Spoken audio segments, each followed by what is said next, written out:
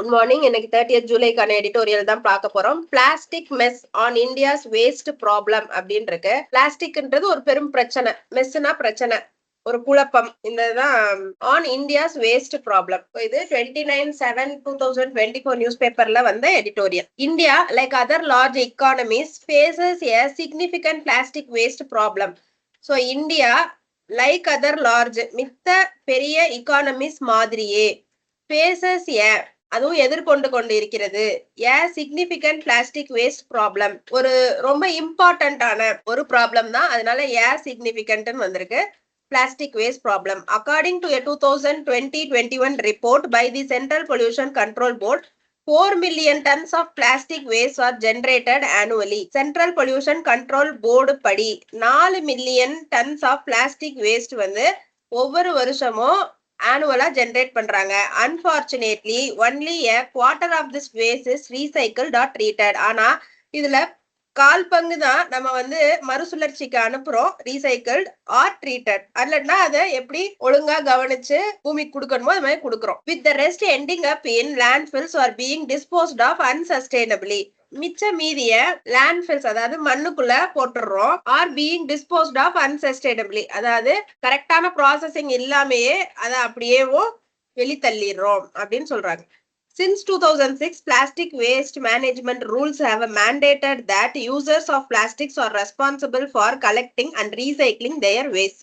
So இந்த மாதிரி rules and regulations வந்தா அது ஹேட் ஆர்டர்ட் அப்படின்னு இருக்கிறது, நம்மளுக்கு வலியுறுத்துறது. அந்த மாதிரியான இடத்துல மேண்டேட்டட், ரூல் வில் மேண்டேட், சரிங்களா? அந்த வார்த்தை யூஸ் பண்றதாங்க கரெக்ட். ஸோ ஒரு ரூல்ஸ்னால நம்மள கைட் பண்ணிருக்கு, அந்த ரூல் படி நம்மளுக்கு சொல்லியிருக்கு அப்படின்ற இடத்துல நீங்க யூஸ் பண்ண வேண்டிய வார்த்தை மேண்டேட்டட். என்னன்னா யூசர்ஸ் ஆஃப் பிளாஸ்டிக் யூஸ் பண்றவங்க are responsible for collecting and recycling their waste. So அவங்களுதான் அந்த பிளாஸ்டிக் எல்லாம் கலெக்ட் பண்ணி அதை திரும்பி மறுசுழற்சி பண்ண வேண்டியதும் அந்த பிளாஸ்டிக் யூஸ் பண்றவங்களோட பொறுப்பு தான். These requirements are the extended producer responsibility rules. இந்த ரூல்ஸோ இல்ல இபிஆர்னு சொல்லக்கூடிய எக்ஸ்டெண்டட் ப்ரொடியூசர் ரூல்ஸோ வேர் இனிஷியலி வாலண்டியரி, முதல்ல வந்து தன்னார்வமா அவங்க பண்ற மாதிரி தான் இருந்துச்சு. But are now enforced through an online EPR trading platform. இப்ப அதை எது மூலமா வலியுறுத்துறாங்க? ஒரு ஆன்லைன் பிளாட்ஃபார்ம் மூலமா வலியுறுத்துறாங்க. The EPR system involves packagers, importers, large industrial users of plastic packaging as well as professional recyclers registered with the Central Pollution Control Board. So இதுல EPR சிஸ்டம்ல யார் யாரெல்லாம் இருக்காங்க அப்படின்னு பாருங்க. இந்த இடத்துல இபிஆர் சிஸ்டம் இன்க்ளூட்ஸ், இன்வால்வ்ஸ், இவங்கெல்லாம் இதுல பார்ட்டா இருக்காங்க அப்படின்னு சொல்றதுக்கு இன்வால்வ்ஸ், சரிங்களா? ஒரு இபிஆர் சிஸ்டம்னா அதுல யாரோட பங்களிப்பெல்லாம் இருக்கும் அப்படின்னு சொன்னா இன்வால்வ்ஸ்னு அர்த்தங்க. பேக்கேஜஸ் இருப்பாங்க, இம்போர்ட்டர்ஸ் இருப்பாங்க, large industrial users of plastic packages இருப்பாங்க, ப்ரொஃபஷனல் ரீசைக்லர்ஸ் இருப்பாங்க. அவங்க அடுத்து இவங்க எல்லாருமே பொல்யூஷன் கண்ட்ரோல் போர்ட்ல ரெஜிஸ்டர் பண்ண ரீசைக்லர்ஸாவும் இருப்பாங்க. who have networks to collect plastic waste, recycle the waste, receive validated certificates for each ton recycled. So இவங்களுக்குலாம் ஒரு பெரிய நெட்வொர்க் இருக்குங்க, ஒரு பெரிய தொடர்பு இருக்கும். அந்த தொடர்புகள் மூலமா அவங்க பிளாஸ்டிக்கை கலெக்ட் பண்ணி அதை ரீசைக்கிள் பண்ணி இவ்வளோ இதை நாங்க ரீசைக்கிள் பண்ணிட்டோம் அப்படின்னு சொல்லிட்டு ஒவ்வொரு டன்னுக்கும் சர்டிபிகேட் வாங்கி வச்சுக்குவாங்க. These certificates can be uploaded to a dedicated pollution control board portal. So இந்த சர்டிபிகேட்டை அதுக்குன்னு இருக்கிற பொல்யூஷன் கண்ட்ரோல் போர்ட் போர்ட்டல்ல நம்ம பதிவேற்றம் பண்ணிடுவோம். And purchased by plastic packaging companies that fall short of their annual recycling targets.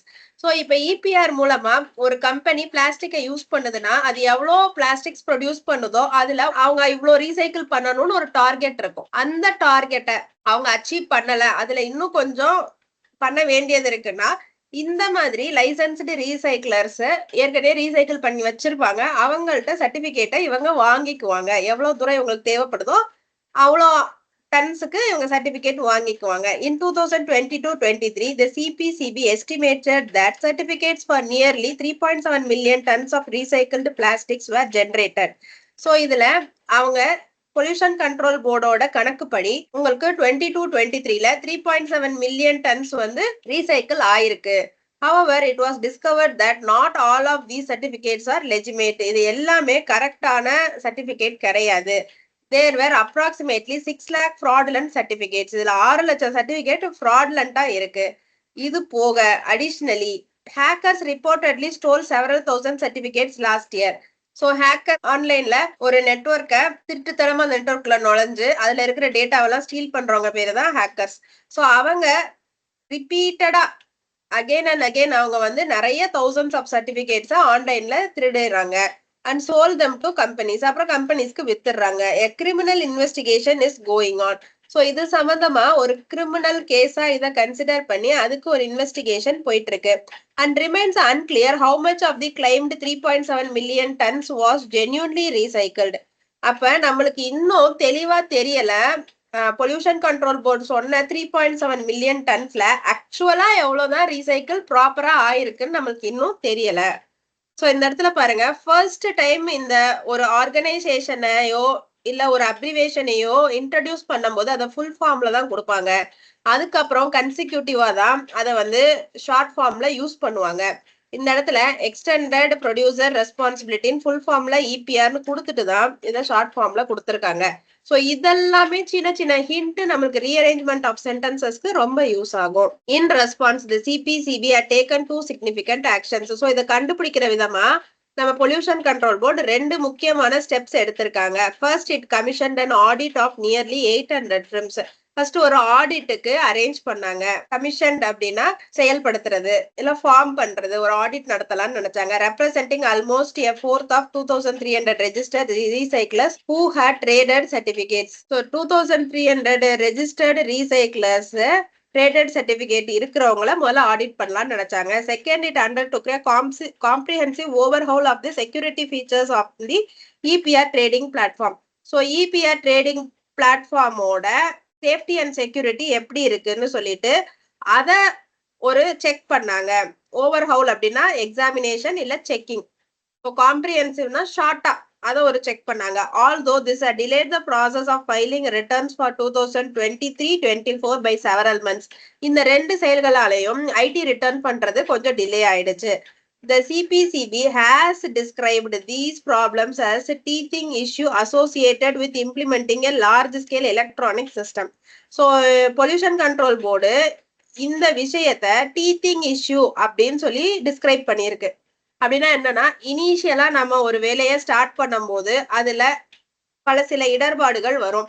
So initial ஃபேஸ்ல வர இடர்பாடுகளை teething issue அப்படின்னு சொல்லுவாங்க. ஸோ இதுல எது சம்பந்தமா டீத்திங் இஷ்யூ வந்திருக்குன்னா, நம்ம ஆட்டோமேட் பண்றதுக்கு பெரிய அளவுல ஆட்டோமேட் பண்றதுக்கு முன்னாடி இந்த மாதிரி சின்ன சின்ன இஷ்யூஸ் வரதான் செய்யும்னு சொல்லி பொல்யூஷன் கண்ட்ரோல் போர்ட் சொல்லியிருக்காங்க. while the audit is necessary, it should be a one-time initiative to avoid undermining trust in the with annual lengthy investigations. So இது வந்து ஒரே ஒரு தடவை நம்ம வந்து ஒரு ஆடிட் வச்சுக்கிறது நல்லது. இது எதுக்காண்டினா அந்தந்த கம்பெனிய நம்ம நம்புறோம் அப்படின்றத அவங்க மிஸ்யூஸ் பண்ணாம இருக்கிறதுக்காண்டி நம்ம வச்சுக்கிறது நல்லது. ஒரு தடவை கொஞ்சம் லென்த்தியா நடந்தாலும் பரவாயில்ல அப்படின்னு சொல்லி பொல்யூஷன் கண்ட்ரோல் போர்ட் சொல்லியிருக்காங்க. Although the CPCB has the authority to impose heavy fines, the process is lengthy and fraud with legal challenges.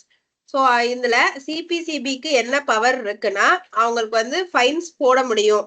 அதுக்கப்புறம் இந்த ப்ராசஸ் வந்து ரொம்ப லென்த்தி, இந்த ஆடிட் முடிக்கிறது வந்து ரொம்ப லென்த்தியான ப்ராசஸ். இதுல லீகல் காம்ப்ளிகேஷன்ஸும் இருக்கு அப்படின்னு சொல்லியிருக்காங்க. ஸோ இதுல ஃப்ராட் அப்படின்னா அன்கம்ஃபர்டபுள்னு அர்த்தம். நிறைய லீகல் பிரச்சனைகள் இருக்கு அப்படின்னு சொல்றாங்க. சவாலான லீகல் பிரச்சனைகள் இருக்கு. A market driven approach to solving plastic waste has a significant but limited effect. இதுல a market driven approach அப்படின்னா மக்களுடைய டிமாண்டுக்கு ஏத்த மாதிரி இல்ல அன்னைக்கு ட்ரெண்டுக்கு ஏத்த மாதிரி நம்ம வந்து பிளாஸ்டிக் வேஸ்ட சால்வ் பண்ணலான்னு போனா அது கரெக்டா தான் இருக்கு. ஆனா பெரிய எஃபெக்ட் இல்ல. Greater efforts must be made to curb plastic production and promote sustainable alternatives. So நம்ம நிறைய முயற்சி எதுக்கு கொடுக்கணும்னா, பிளாஸ்டிக் உற்பத்தியவே நிறுத்திட்டு அதுக்கு பதில் அதோட ஆல்டர்னேட்டிவ்ஸை நிறைய ப்ரமோட் பண்ணணும் நம்ம. சஸ்டைனபிள் ஆல்டர்னேட்டிவ்ஸ்னா லாங் ரன்னுக்கு வர மாதிரியான alternatives. Addressing the root causes of plastic waste and enhancing the effectiveness of recycling systems R crucial in mitigating India's plastic waste problem. So முதல்ல பிளாஸ்டிக் வேஸ்டுக்கான அடிப்படை காரணம் என்ன அப்படின்றத பார்த்து அதை சரி பண்ணணும். அட்ரஸிங் அப்படின்னா அதை சரி பண்றதுன்னு அர்த்தம். And enhancing the effectiveness of the recycling system. So recycle பண்ற சிஸ்டத்தோட எஃபிஷியன்சிய தரத்தை வந்து உயர்த்தணும்னு சொல்லியிருக்காங்க. Are crucial in mitigating India's plastic waste problem. So இது ரெண்டும் ரொம்ப இம்பார்ட்டன்ட்.